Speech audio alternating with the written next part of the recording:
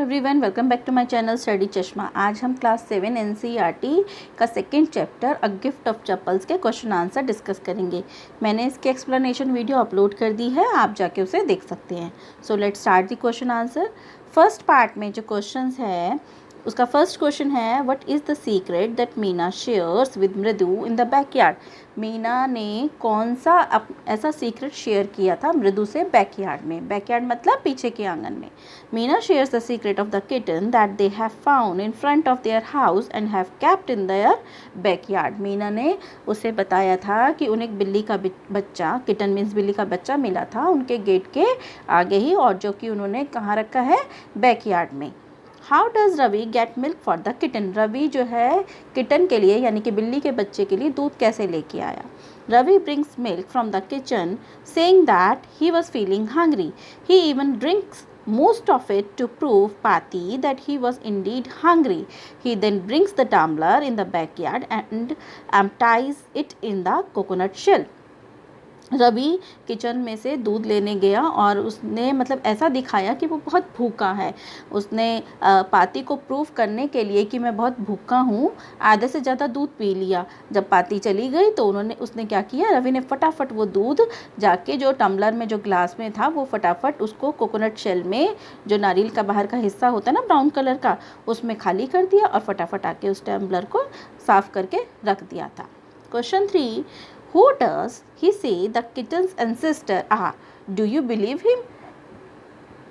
जो किटन के जो पूर्वज वंशज जो हैं वो कौन थे। मतलब उसने, रवि ने जो बताया ना कि इस किटन के, इस बिल्ली के बच्चे के ये वंशज हैं और ये हैं, तो वो कौन से बताए थे और क्या तुम्हें उन पर विश्वास है।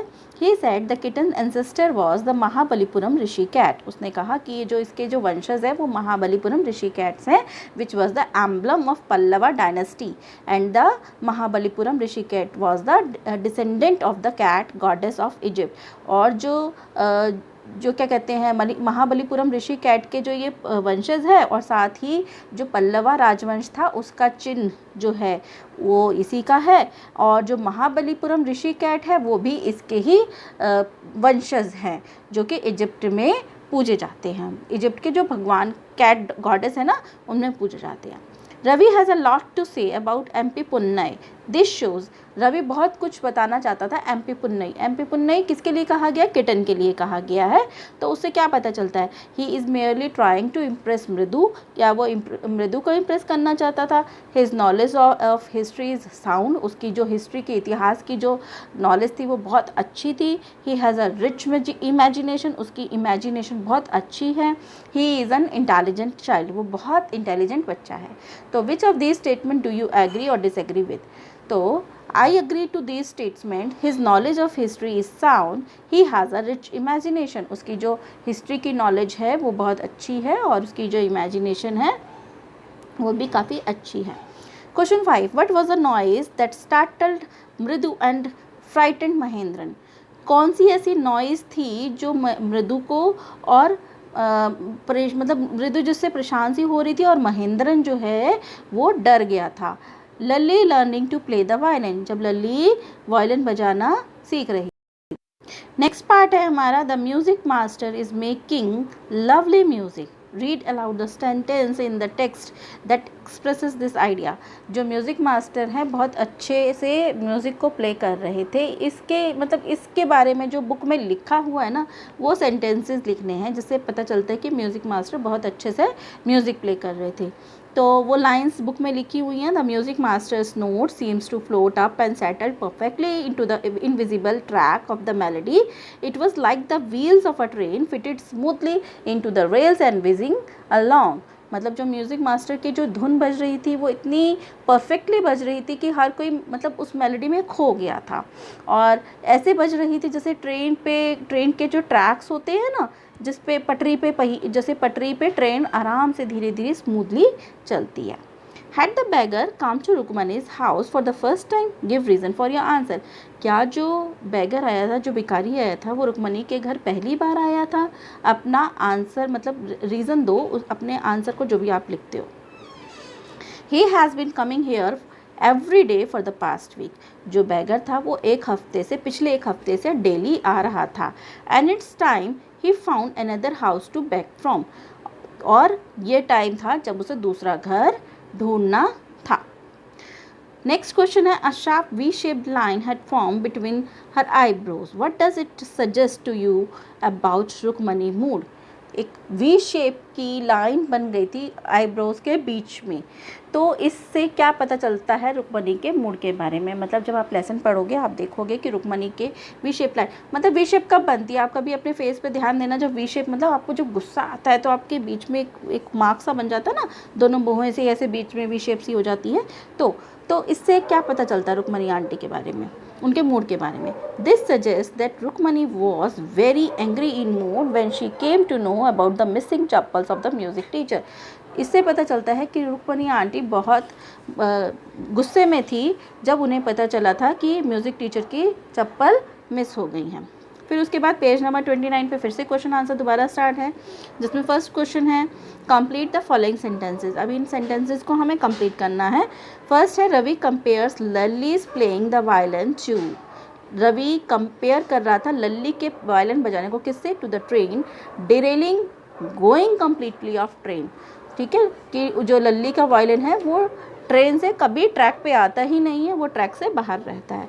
Trying to hide beneath the tray of chillies Mahendran, वो अपने आप को उसमें ट्रे में जहाँ पे चिलीज जो मिर्ची हो थी, ट्रे मिर्ची की जो ट्रे थी उसमें छिपने की कोशिश कर रहा था महेंद्रन। महेंद्रन कौन है, किटन है। तो उसके आगे tipped a few chillies over himself, कुछ मिर्ची उसके ऊपर भी गिर गई थी। The teacher played a few notes on his violin and Lalli, teacher violin बजा रहा था, फ्लो मतलब नोट्स बजा रहा था, म्यूजिक बजा रहा था, और Lalli stumbled behind him on her violin which looked quite helpless and unhappy in her hand.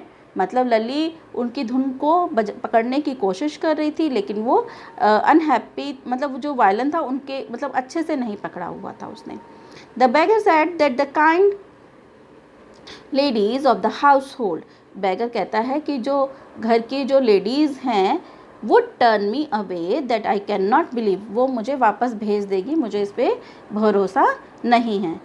Fifth है, after the lesson was over the music asked Lalli, जब लेसन ख़त्म हो गया था म्यूज़िक टीचर लल्ली से कहता है, if you have seen my chappals my dear I remember having kept them here, तुमने क्या मेरी चप्पल्स देखी है, मैंने तो इन्हें यहीं रखा था। ठीक है, तो ये लाइंस कंप्लीट करिए। Question number 2, describe the music teacher as seen from the window.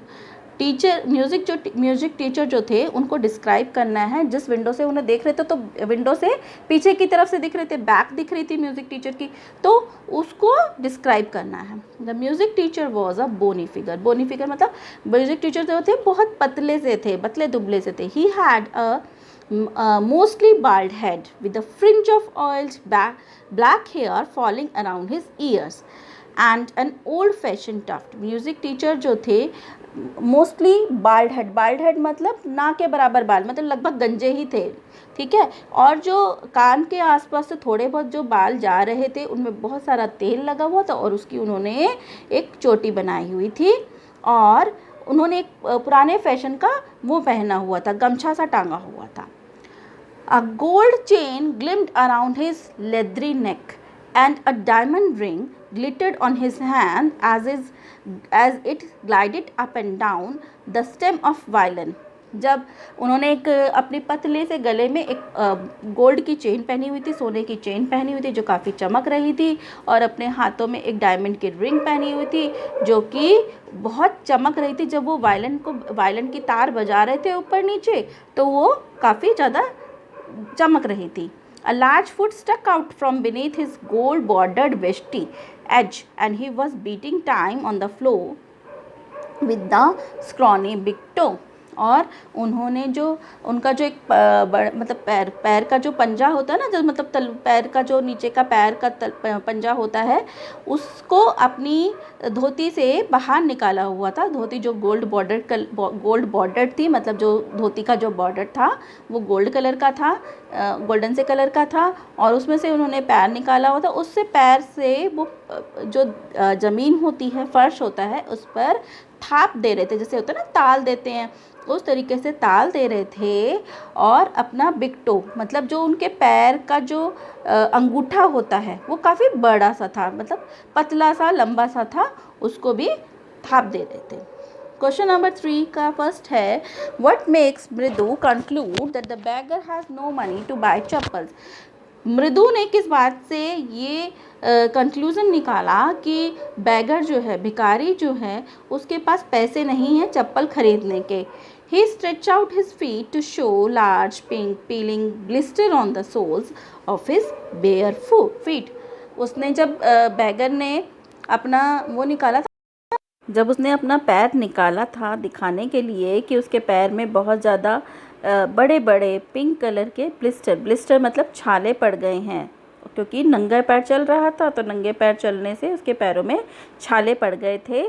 तो वो ये दिखा रहा था बैगर उन बच्चों को।